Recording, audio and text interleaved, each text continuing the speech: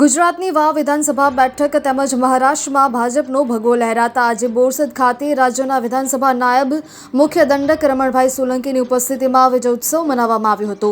નાયબ મુખ્ય દંડક અને બોરસદના ધારાસભ્ય રમણભાઈ સોલંકીએ વિજયોત્સવ પહેલા પોતાના ગામ જંત્રાલમાં ખુલ્લા પગે પગપાળા ચાલી વાવ અને મહારાષ્ટ્રના વિજયની બાધા પૂર્ણ કરી હતી। ત્યારબાદ તેઓ બોરસદ પહોંચ્યા હતા, જ્યાં ભાજપના હોદ્દેદારો કાર્યકરોની ઉપસ્થિતિમાં વિજયોત્સવ મનાવવામાં આવ્યો હતો। જ્વલંત સફળતા મળી ભારતીય જનતા પાર્ટી અને એની સાથે જોડાયેલા બંને ગ્રુપો ખૂબ જ ઝળહળતી સફળતા પ્રાપ્ત કરી છે।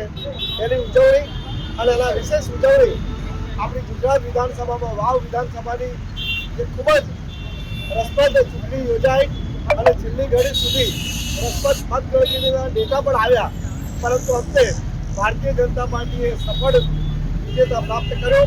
ત્યાંના કાર્યકર્તાઓને ઉત્સાહ વધારવા, ત્યાંના કાર્યકર્તાઓએ જે મહેનત કરી, આગેવાનોએ જે મહેનત કરી એને ફળ આપવા માટેનો આ કાર્યક્રમ યોજાયો છે।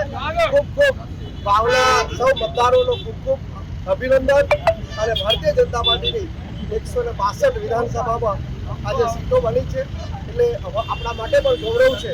ટૂંકમાં આજનો દિવસ એ ઐતિહાસિક દિવસ છે કે વાવ વિધાનસભા જીત્યા અને મહારાષ્ટ્રની મહત્વની 2/3 બહુમતી સાથેની સરકારની રચના થઈ રહી છે, ત્યારે એનો ઉજવણીનો કાર્યક્રમ સૌ ભારતીય જનતા પાર્ટીના પરિવારો સાથે મળીને ઉજવ્યો છે।